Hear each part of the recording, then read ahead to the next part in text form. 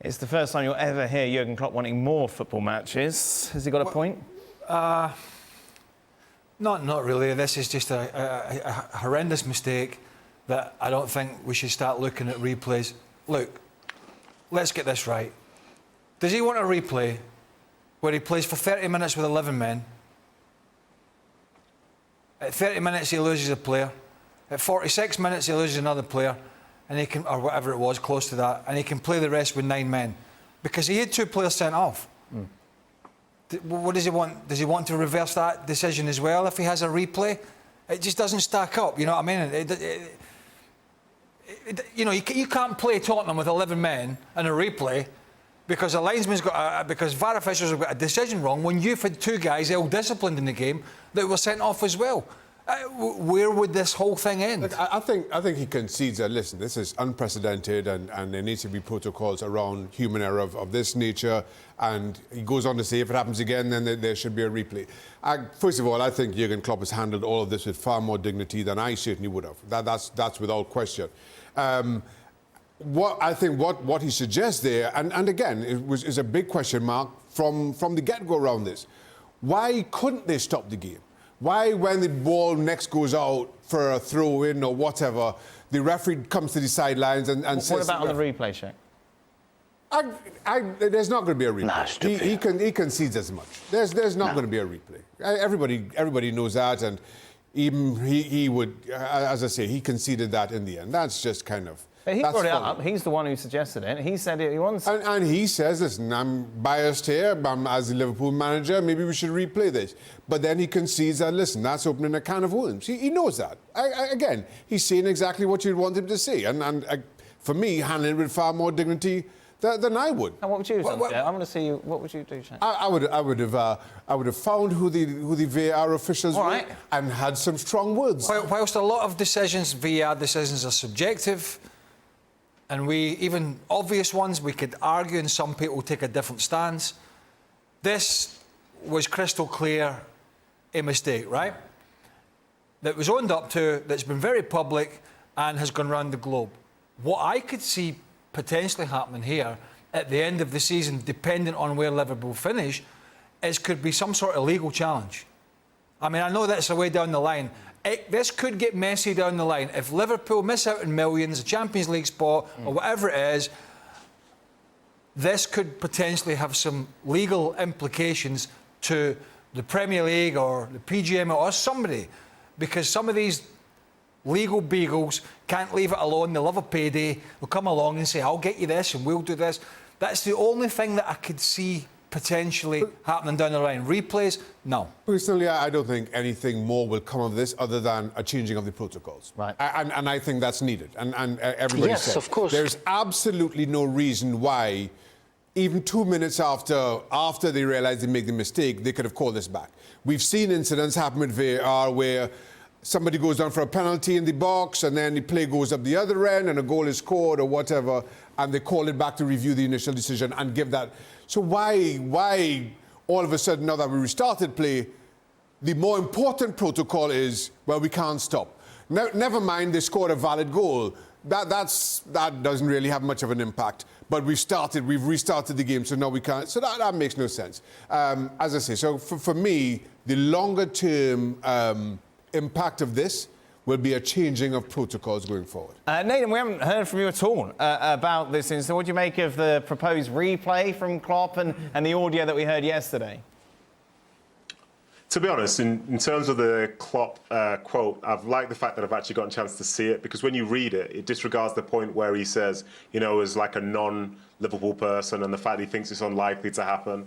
Like, that sort of calms it down a little bit. I think his idea at the end, though, is the thing that's lacking perspective as such, because he said, maybe they should stop the game, say to the 2 managers, this is what's happened.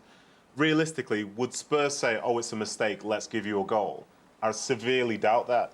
And I think the perspectives that we're seeing are very much the Liverpool one, and the perspective of, say, the referees and the assistant referees as well. So it is obviously a huge mistake. Everybody acknowledges that side of things. And the only thing I would say that's against anything that's been said is that idea of why can't we just stop the game at some point? Why can't we just stop it? From the Spurs perspective, if you're doing something, if you've scored a goal, if you've achieved something else and the game's moved on, you know, we're all competitors. We're happy to move on when we know someone's made a mistake that isn't at our own expense. So I think to be in a position where you say, well, okay, that's fine then, I think that misses the point in terms of the spirit of the sport itself. And I get it, it would be fair, but I think that's from our neutral perspective as opposed to the perspective of the side that knows that they've gotten away with something. What did you make of the audio, Nedum?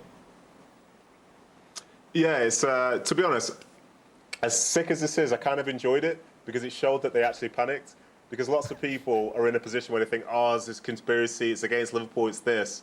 Like, referees make mistakes, and that's probably an insight for some people from the outside to hear what happens when some people know they've made a huge rick, and all of a sudden they're now tangled in those laws of the game that stop them from being able to affect and sort of rectify an issue that they've had on the field.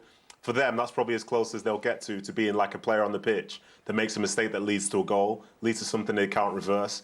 And yeah, like I say, it's a shame that that did happen and misunderstanding was there from the get-go.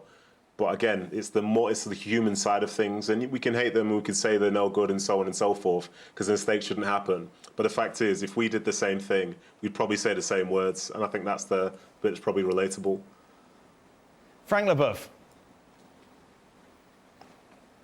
Yeah, well, you know what I dislike in my life? Injustice. And when I see that, I think about Liverpool players, Liverpool fans, the club, and I say, okay, they won't have a replay because it's impossible and they have too many games already.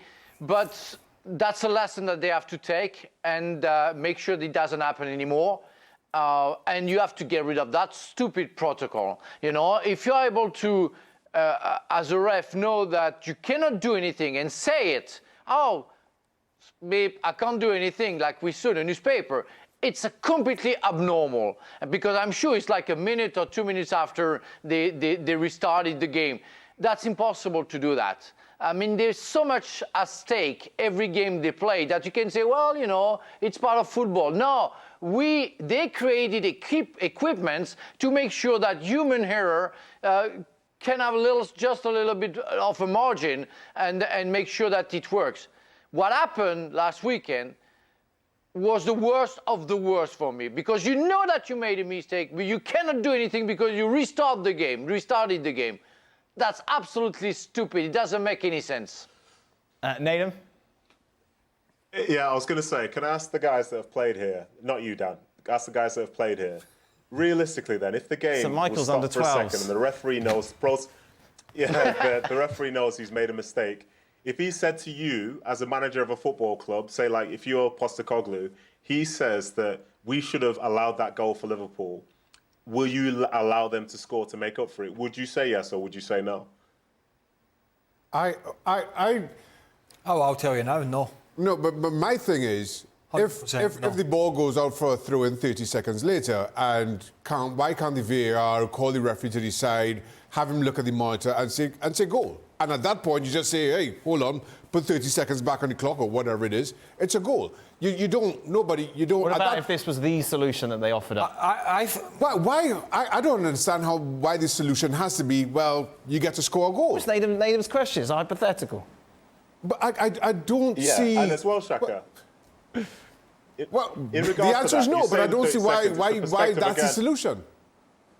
For me, the solution is that goal scored, go kick off. Here's the scenario, though. I mean, I'm not letting anybody score once unless it's not happening. Once, I think what the problem was, they were worried about the reaction of going back from a delayed decision when the game had clearly gone away. They were worried about the reaction of the players, of the staff, of the stadium, not realising the actual reaction by leaving it was going to be 10 times worse. Right. And I think that's kind of where we are. And for those people that just hate VAR, and this is a horrendous VAR decision, the worst certainly we've seen in England, possibly around Europe since it's been introduced. People that just say VAR should remember, and doesn't make any difference to Liverpool this, but it was flagged offside. There was no VAR there, that goal wouldn't have stood anyway. Yeah. It's just amplified because this technology was supposed to right the wrongs of the linesman's flag going up. But as Shaq said, you're a protocol guy from your IFAB days. So my thing is, I don't see the issue.